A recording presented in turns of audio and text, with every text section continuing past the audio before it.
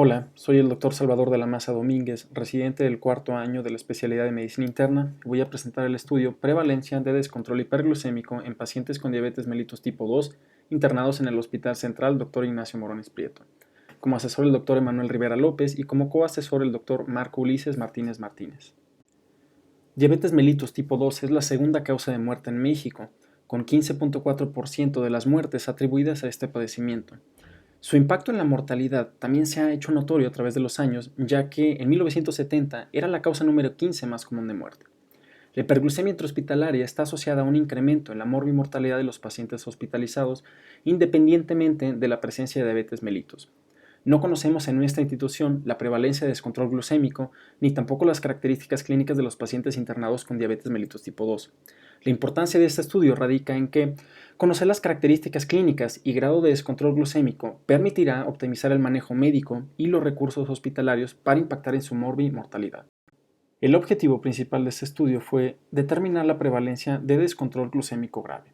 Como objetivos específicos se encuentran evaluar la glucemia venosa al ingreso, evaluar las glucemias capilares en los diferentes horarios preestablecidos, evaluar la hemoglobina A1C durante el internamiento y como objetivos secundarios ver la edad, peso, talla, sexo y comorbilidades de los pacientes, así como el tiempo de evolución de diabetes mellitus tipo 2, ver cuál es el tratamiento previo, ver cuántos los días de estancia hospitalaria, así como si hubo hospitalización en terapia intensiva, ver si existió infección, uso de esteroides, ver cuál fue el tratamiento de egreso y también documentar si existió defunción o no.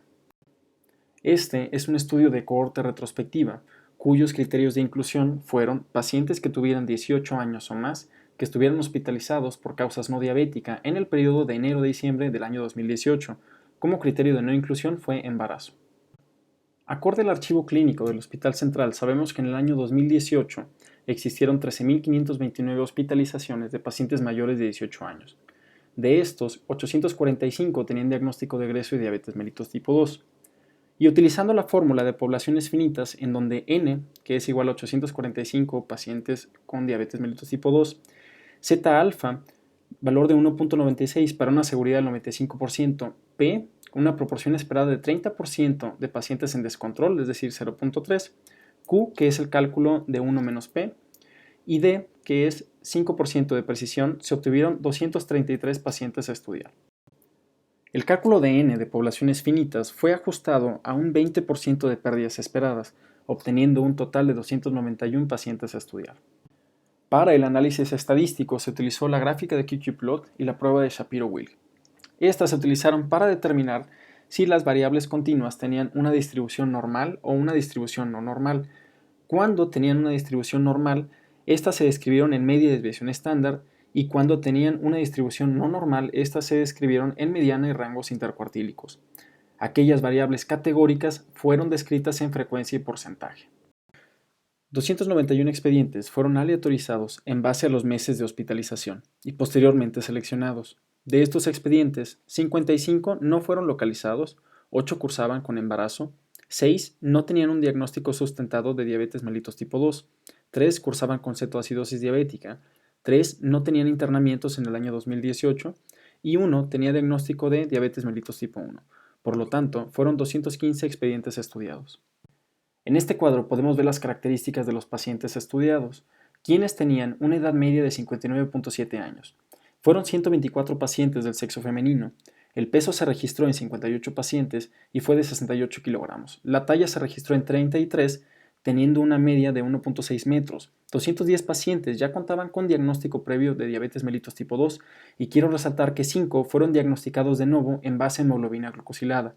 El tiempo de evolución de diabetes mellitus tipo 2 fue de 10 años y 179 pacientes ya tenían tratamiento previo para diabetes mellitus tipo 2. El diagnóstico de ingreso fue quirúrgico en 96 pacientes. 173 pacientes tenían presencia de comorbilidades, 97 pacientes presentó infección a su ingreso y durante el internamiento, 47 usó esteroides al ingreso así como durante el internamiento y la glucemia de ingreso fue de 148 miligramos sobre decilitro.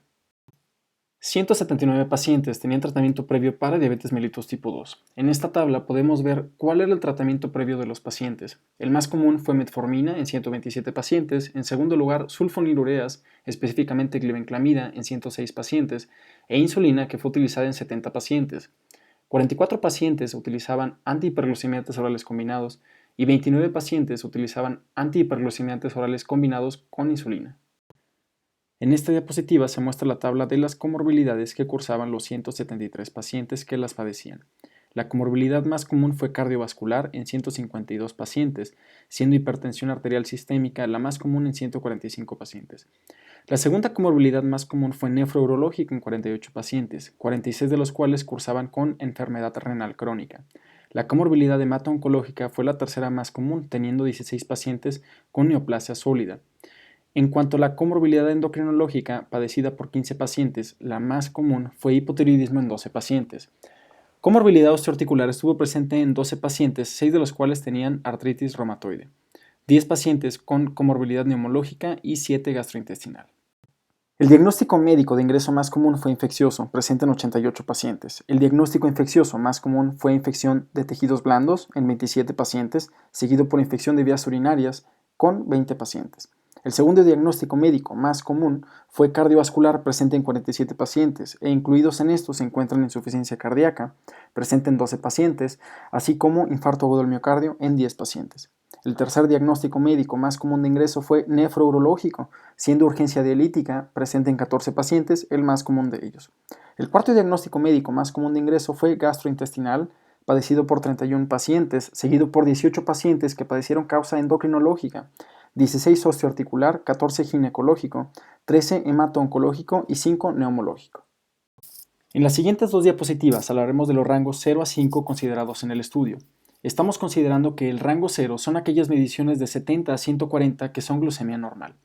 Los rangos 1 a 3 son mediciones de hiperglucemia y se encuentran subdivididos en rango 1, hiperglucemia leve con glucemia de 141 a 180, rango 2, hiperglucemia moderada, 181 a 249, rango 3, hiperglucemia grave con mediciones mayores o igual a 250 mg sobre decilitro. Los rangos 4 a 5 corresponden a las hipoglucemias, siendo el rango 4 hipoglucemia leve con glucemia entre 55 a 70 mg sobre decilitro y rango 5 hipoglucemia grave menor a 54 mg sobre decilitro. En esta diapositiva vemos cómo el 52.9% de las glucemias de ingreso correspondían a hiperglucemia y 20% corresponden a hiperglucemia grave. En esta diapositiva mostramos las glucemias recabadas en los 5 horarios preestablecidos, que son 8 a 9 horas, 12 a 13 horas, 18 a 20 horas, 23 a 1 de la mañana, 1:01 a 7:50 horas. Se obtuvieron en total 4.658 mediciones de glucemia capilar, de las cuales 50.7% corresponden a hiperglucemia, 19.6% hiperglucemia leve, es decir, rango 1, 18.6% hiperglucemia moderada en rango 2 y 12.5% hiperglucemia severa en rango 3. Esta tabla nos muestra aquellas hiperglucemias mayores a 180 mg sobre decilitro e hipoglucemias menores a 54 que presentaron los pacientes en cualquier horario, no únicamente los horarios preestablecidos. Entonces, 29 pacientes presentaron hipoglucemia, un porcentaje de 13.5%. El número de hipoglucemias totales fueron 70 y se calcularon 2 hipoglucemias por paciente. En cuanto a las hiperglucemias, podemos observar que 153 pacientes, es decir, 71.2%, presentaron 1.682 hiperglucemias totales, teniendo un promedio de 11 por paciente.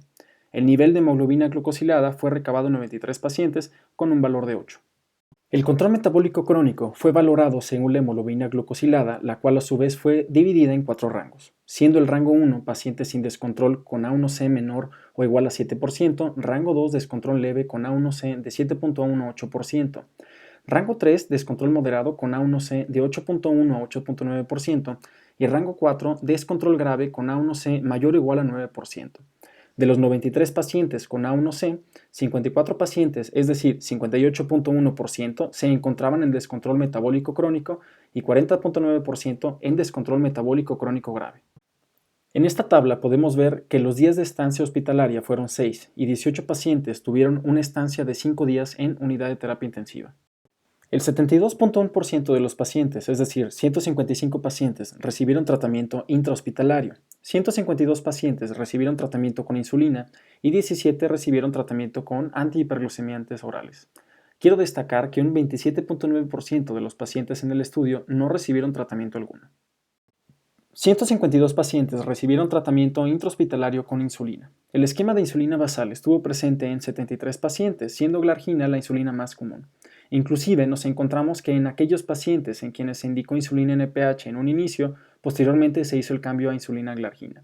El esquema basal bolo estuvo presente en 43 pacientes, el esquema de insulina rápido subcutáneo estuvo presente en 148 pacientes y la infusión de insulina se indicó en 9 pacientes.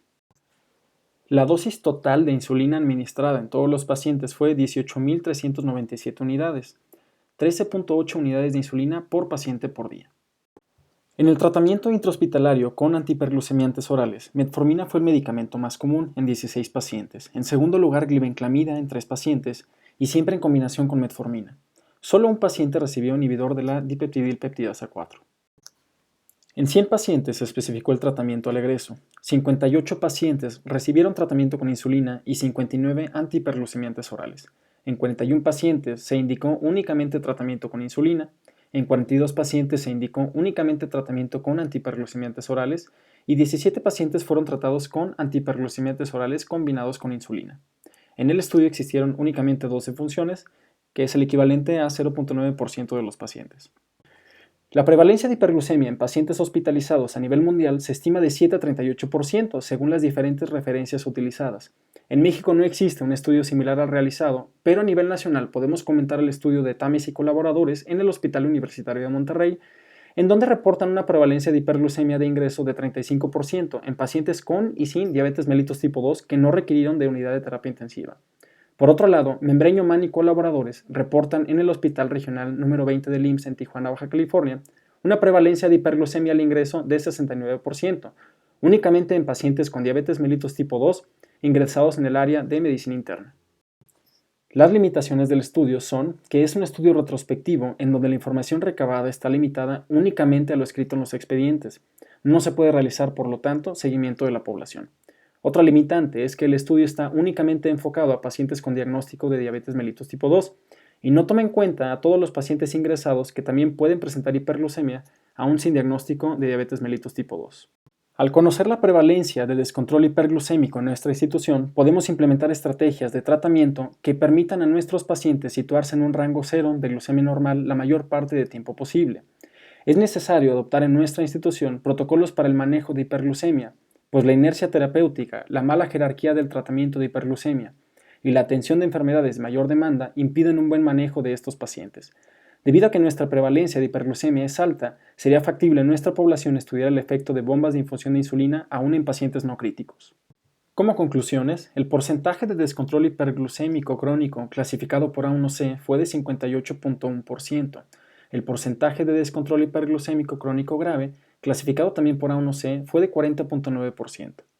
El porcentaje de descontrol hiperglucémico medido por glucemias capilares durante el internamiento fue de 50.6%, y el porcentaje de descontrol hiperglucémico grave medido por glucemias capilares durante el internamiento fue de 12.4%.